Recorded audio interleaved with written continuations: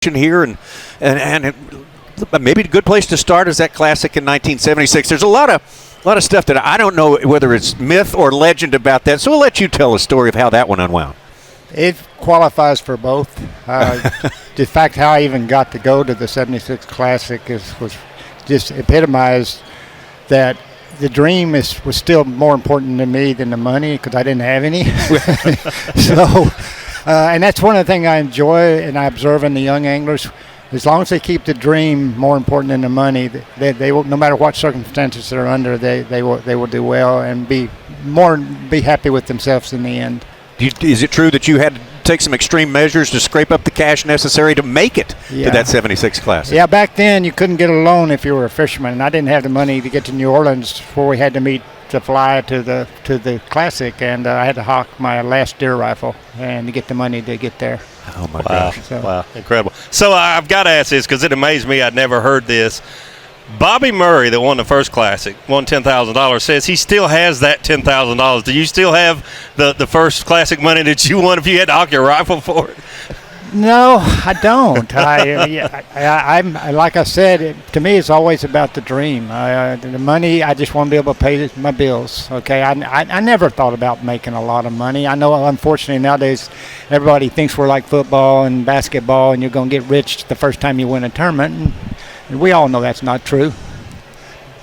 Talk about that. It's so interesting that I know people have passions for sport, but you're right. Our sport is more about passion than it is money. I mean, there's $1 million going to be given away here to the people in the Classic this week, so there's money involved, no doubt about it. But don't you agree that it's really about passion with bass fishing? Absolutely, and it's just we have to have it. We live in that society that you have to have enough money, but to be able to provide for your family and do what you love to do. But most of the anglers I've watched that excel never allow the money to take first place over the dream. And ultimately in life, I think that's, I've always had this saying, the only honor is being true to yourself, and the only reward is being intensely alive. Fishing does that for you. I mean, when you're on the water, you're about as live as it gets. Your senses turn on. You're watching everything around you, and the wildlife, nature itself. So, and I think that's why most of us don't die too soon. We live a little bit longer than we probably should, but we do. As we take a look at the action here on Lake Guntersville, watching our four leaders right there. Contrast Guntersville back then in '76 to the place where it is now. Is it just as resilient and productive as it was back as it is now? Oh yes, definitely, because it had probably more grass back then. Okay, and the one thing you're seeing right there in that one photo, the riprap, nobody fished riprap back then. Okay, 22 of my 27 fish come off riprap. And now my 5 biggest came off the milfoil and that type of thing. It was an October tournament, so you still had grass up. But that's what you didn't see back then. And nowadays you can't hardly get on a bridge. Was there a reason for that? I don't know. The unknown? I think it was mainly the grass is what everybody was attracted to. So productive. And it was so productive, and we weren't as smart back then. I don't care what you say. And we weren't forced to expand the areas, because there wasn't as many people on the water. As we watch the leader in the top right corner, Hank Cherry there, he put down 29 plus on the scales yesterday. He's getting a dose of something very special, and that is being the leader in the Classic. And I was asking Davey, there's got to be a huge difference from just competing in the Bassmaster Classic but having experience as the leader, because that's a whole new host of distractions, isn't it, especially those days when you hold the lead? Yeah, it is, because your ego starts to kick back in. That could be your worst enemy. Man, I don't want to blow this. I got my family and 10,000 people, and I've got the lead. It's a lot harder psychologically than if you're trying to catch the leader. But that's a good lead he has. Yeah, oh man. Yeah, but it's still 2 days on Guntersville. That could shrink very fast. And of course, you have a huge flotilla of boats, and your management skills as far as handling that are tested. No, no one else's. They don't have a huge flotilla of boats, Tommy. You remember when David Fritz had 58 good point. boats follow him on the Classic? Don't you think Bassmaster Live keeps some people off the water and helps with that? Because I remember my first Classic.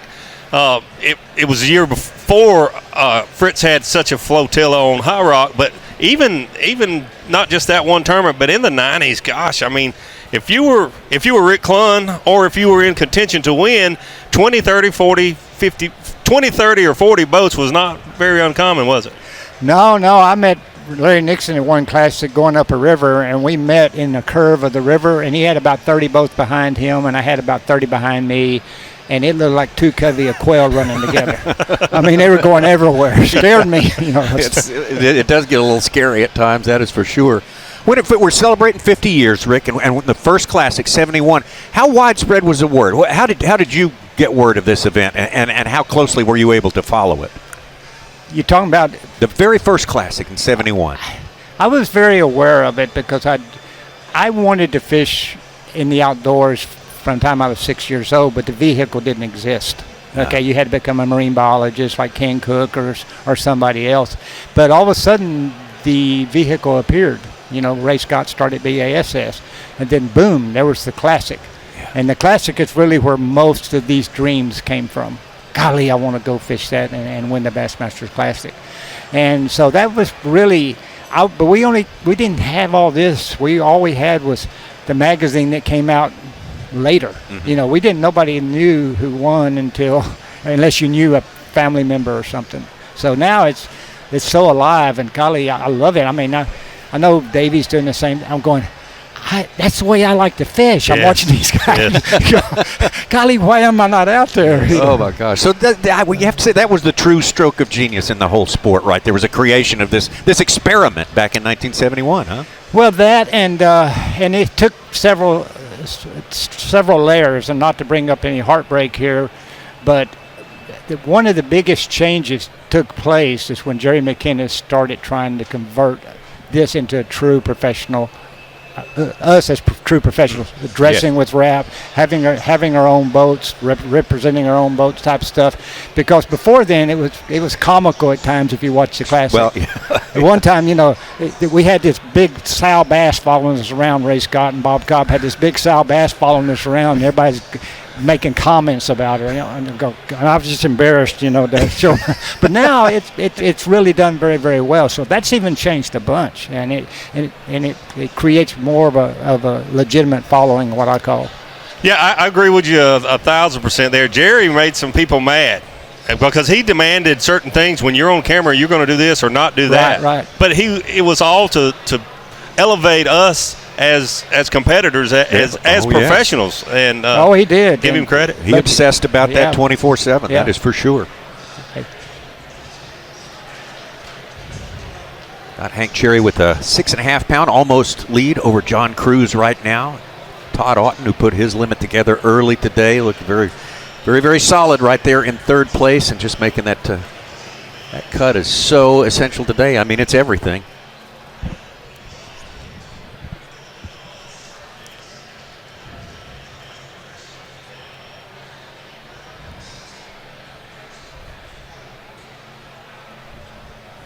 Going to have a little fun here. We're going to play some trivia. Uh-oh. And Rick gets to be the last guy to guess on each one of these trivia questions. Here's the first one. What item did Rick Clunn have to sell? Well, we already know that already. We just let that out. I like to play trivia where we just heard the man give us the that's answer. The kind I can win. Maybe some people are just tuning in, so let's. Yeah. If you're just tuning in, take a guess right there. Is it fishing tackle? Is Snap-on toolbox set? Was it a camera? A lot of people pawn cameras, or was it a hunting rifle? Are you trying to convince people of the answer we already know, Tommy? You're over here trying to make it sound like it's a camera. Well, they just told me there's some people that just. I tried to tell the truck we just answered that. Yeah. I want to ask Rick, though, about the safety measures that you might not have become who you are from that first classic when you guys went out under the storm, Rick. Well, there's no doubt that under today's weather situations where the lawyers have gotten involved. All right, here we go. Next question. Bass Trivia. In what year did Rick Clunn's record streak of consecutive classics end? Was it 99, 2004, 2002, or 2005? Davey? I'm going to go with D, 2005. 2005. I'll buy that. Ronnie? I have no idea, but I'll say 2002. Okay. Rick? Which one of you are good at math? I've made 28 straight when started in 1974. So that would be 2002. Yes. Yeah, there you go. Yes, Let's Ronnie. go Hey, for the way to go, Rick, clueless you knew. answer. Well Let's played, go. Rick. Ronnie, you seem to do best when you just absolutely guess. When I have no, when everyone takes the other answers, I just start to excel. You've caught on to my logic, Ronnie. Hey, we're tied now. We're both 2 wins, 1 loss on trivia this week, Davey. I'm All of a coming sudden, for you're you. keeping scores. Yeah. It wasn't C, Davey. I threw you a loop. Getting over to Micah Frazier as we look at that map, Rick, of Lake Guntersville. Nowhere do we contest the Classic where the people are so evenly distributed up and down the lake. What's it about Guntersville that allows that to happen? It's just a phenomenal lake. It's the prime example that we've been preaching since the beginning. If you protect the habitat in a lake, you can't beat it up. And even though we try to beat that lake up. It's going to keep pushing the fish out and producing them. And that lake has had grass pretty much all over it from time to time. And so it's they said it all day weighing in yesterday. There's a lot of 30-pound stringers swimming around in a lot of different places there, and that's what their hope is today, is to find one of those places. Aside from the Classic, you have competed and won so many times in regular season events, which are typically 4-day events. What's the dynamic difference between a 4-day and a 3-day thing like the Classic has always been? It's pretty close to the same. Your fish management doesn't have to go into the 4 days, but it's hard to have what I call a legitimate winner under anything under 3 days. 1 day there's 50% luck, 2 days there's 30%. And at 3 and 4 days it drops down below 10% luck, and that's when the guys that are really good, the cream can rise to the top. So three days you can't bust 100 pounds probably, but that's about the only difference, like you could in 4 days. Yeah. Were you able to watch some Bassmaster Live yesterday or this morning before you've been on here with us? No, I have not, because we're working the show, and the first little bit I've got to watch is being here this morning. Does anything jump out at you as being different than maybe you expected? Because I'm like you, I see some of the places you're like, wow, I'd like to be throwing that bait right there where he's at. There's no secrets here anymore.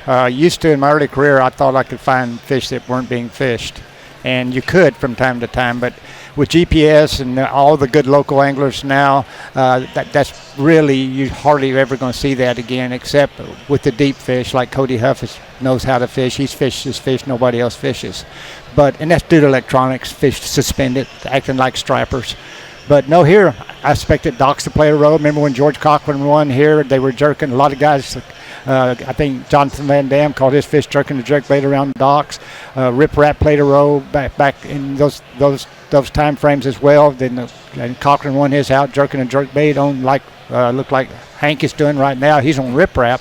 But everything you see is what you expected to see. They're fishing so far anyway.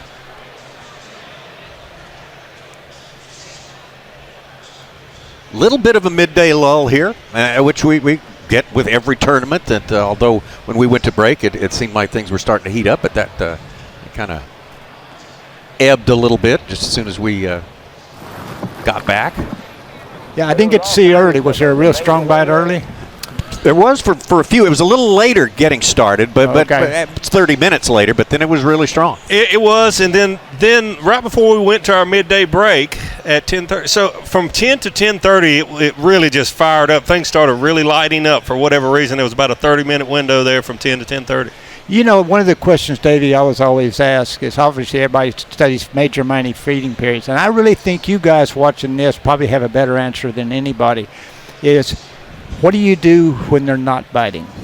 In other words, because there are those lulls, but used to, that's one of the things, I got to figure out how to catch 1 or 2 fish, and sometimes I always felt I had to go to where there was individual predators. Yeah. So, but in this, how often do you see there's one guy still catching them when nobody else is? Not very often, I'd say. There seems to be those, just like you say, those windows. And if a guy can catch a fish or two, to me, it's almost like that's when you can really gain advantage on the field, when you can catch those fish when everything isn't firing up like we have seen at different times yesterday and today. And that was going to be one of our questions for you. What is the reason for that phenomenon? Why does it turn on 50 miles for 50 miles up and down a lake at the same time. A little bit. You know, the fish are just simply, it's what's controlling their food. It's activity periods. It's maybe them running current.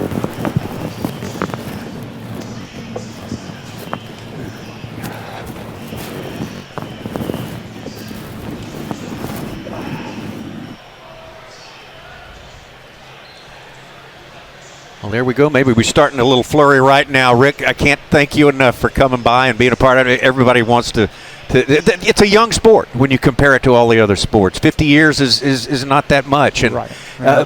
How would you rate the development and the progress this sport has made in those 50 years?